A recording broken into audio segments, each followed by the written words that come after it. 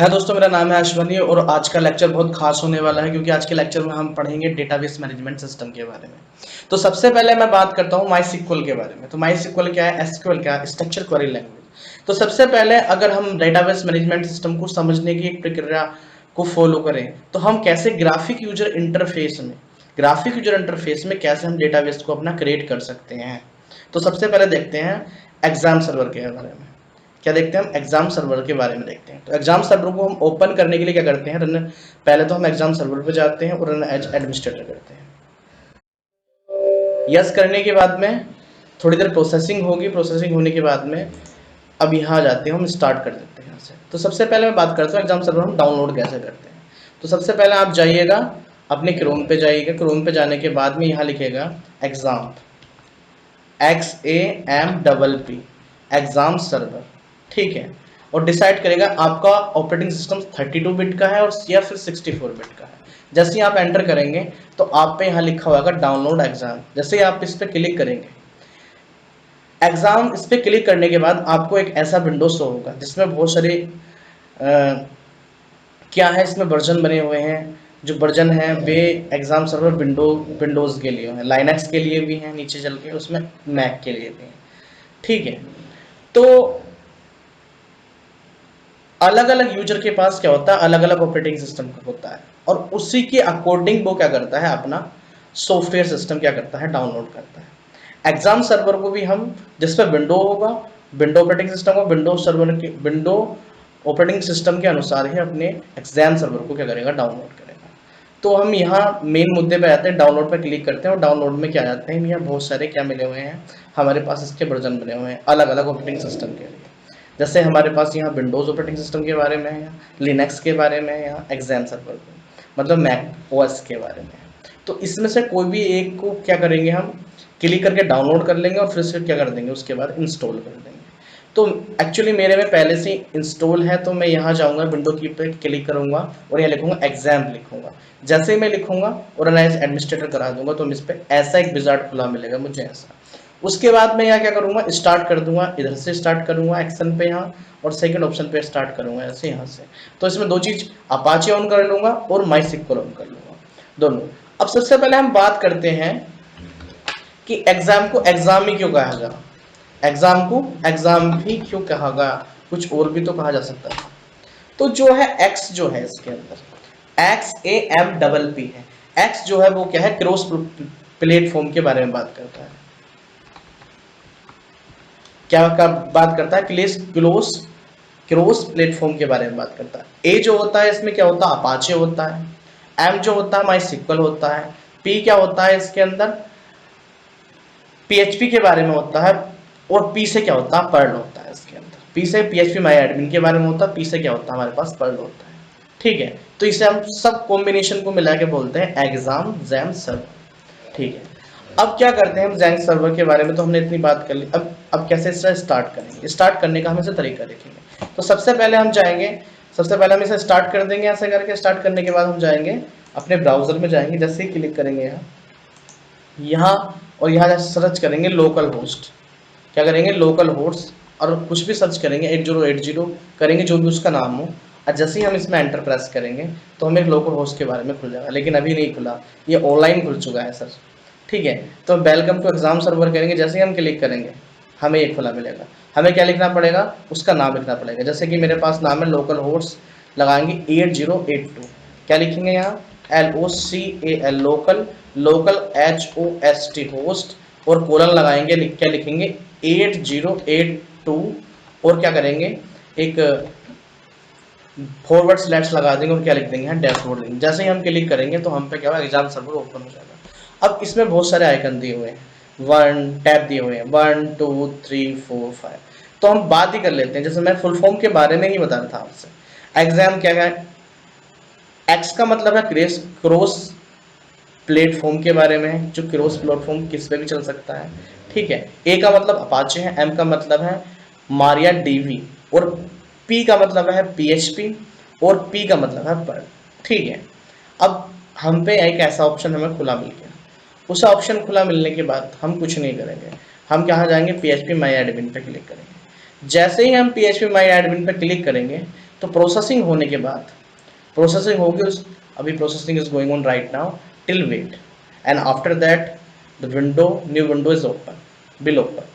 ठीक है, तो यहाँ new window has open right now, तो यहाँ एक नई विंडो खुल चुकी है, उसमें देखेंगे हमारे पास बहुत सारे डेटाबेस बने हुए हैं।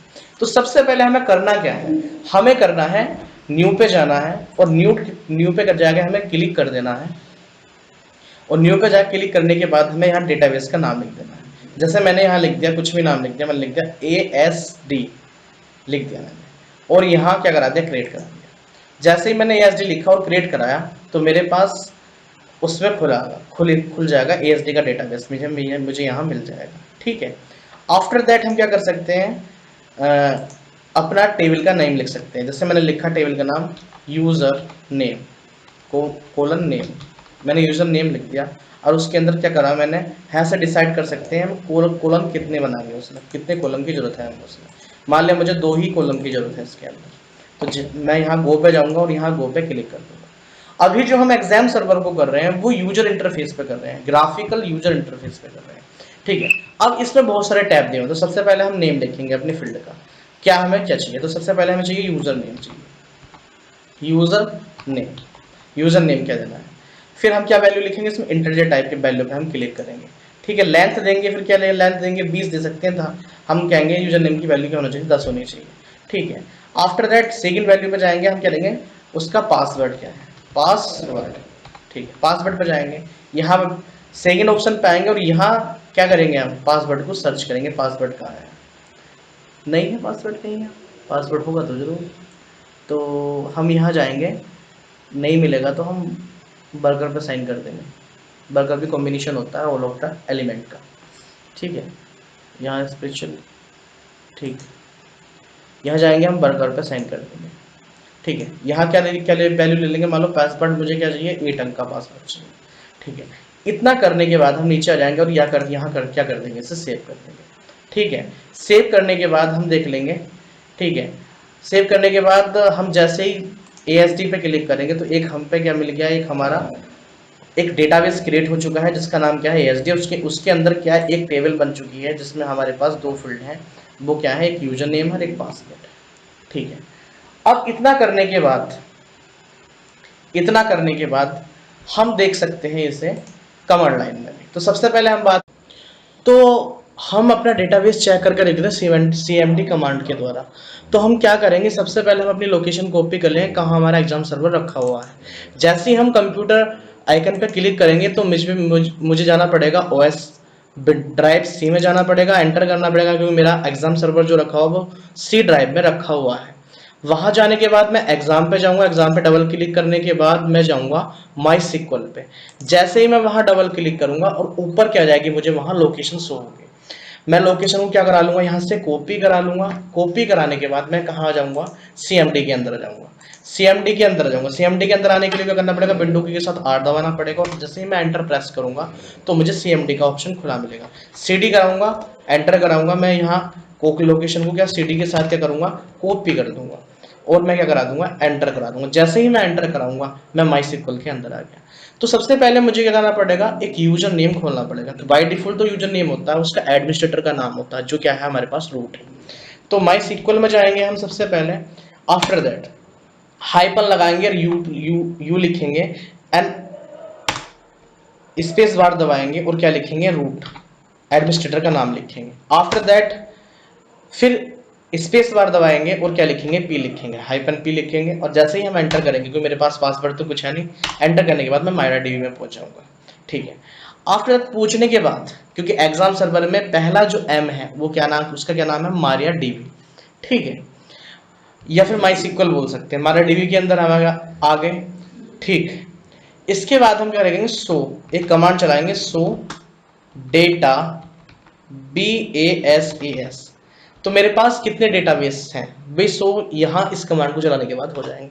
जैसे ही मैं इस कमांड को चलाऊंगा और एंटर करूंगा, तो मुझे क्या मिलेगा, बहुत जितने भी मेरे सिस्टम के अंदर, सर्वर के अंदर जो डेटाबेस बने हुए हैं उनके नाम सब मुझे क्या हो जाएंगे, शो हो जाएंगे। तो मैं अब सेलेक्ट कैसा करूंगा डेटाबेस, तो उसके लिए एक क्वेरी है, उसके लिए क्या है, मैं चलाऊंगा यूज डेटाबेस का नाम क्या करना, ASD, और जैसे ही मैं इसे क्लिक कराऊंगा तो मेरा डेटाबेस चेंज हो गया। क्या इसका मतलब मैं कौन से डेटाबेस में आ गया? एएसडी में। MariaDB यहाँ देखो आप, और यहाँ लिखा हुआ है एएसडी लिखा हुआ है। उसके बाद में क्या करूंगा, मैं देखूंगा इसके अंदर मेरे पे अंदर टेबल कौन कौन सी टेबल बनी हुई है, टेबल है भी या नहीं भी है, और है तो कितनी टेबल बनी हुई है। तो मैं करूंगा एक कमांड चलाऊंगा इसके अंदर SHOW सो TABLES सो टेबल्स करूंगा। जैसे ही मैं एंटर कराऊंगा तो इसमें एक टेबल शो हो रही है जिसका नाम है यूजर नेम। ठीक है, तो अब सबसे पहले मैं क्या कराऊंगा, उसे सेलेक्ट करने के लिए, क्या कमांड है? SELECT स्पेस स्टार फ्रॉम, उस टेबल का नाम क्या है? USER_NAME name. और जैसे मैं एंटर कराऊंगा तो मुझे क्या देगा, एक मैसेज प्रिंट हुआ, क्योंकि हमारी टेबल में के अंदर कुछ हमने इंसर्ट नहीं कराया है, इंसर्ट ऑपरेशन परफॉर्म नहीं कराया है, तो हमें कुछ वैल्यू इंसर्ट भी नहीं कराई है, तो मुझे क्या मिलेगा? एम्प्टी सेट मिलेगा। तो हम देख लेते हैं कि हम कैसे से डिस्क्राइब करते हैं। तो मेरे अंदर कौन कौन से फील्ड बने हुए हैं, तो हम एक कमांड चलाएंगे DESC। कमांड चलाने के बाद उस टेबल का क्या लिख देंगे, नाम लिख देंगे, यूजर अंडरस्कोर करवाएंगे NAME इसका, क्योंकि नाम मैंने क्या रख दिया था? यूजर नेम रख दिया था। जैसे ही हम कोमा लगाएंगे और एंटर प्रेस करेंगे तो मेरे पास क्या हो जाएगा? डिस्क्राइब हो गया। इसमें दो ही फील्ड बने हुए हैं, एक तो यूजर नेम बना हुआ है, एक पासवर्ड बना हुआ है। यूजर नेम में क्या है? इंटीजर वैल्यू है, जो हम मैक्सिमम कहाँ तक लिख सकते हैं? 10 तक लिख सकते हैं। इसमें वर्कर है पासवर्ड में, और इसका साइज कितना है? 8 है। ठीक है, और डिफॉल्ट में क्या है? नल है।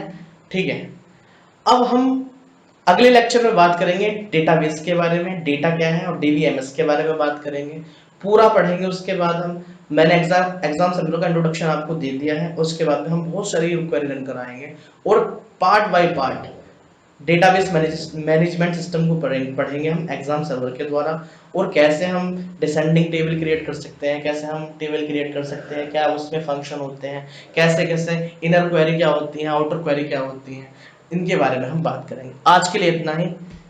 Thank you very much.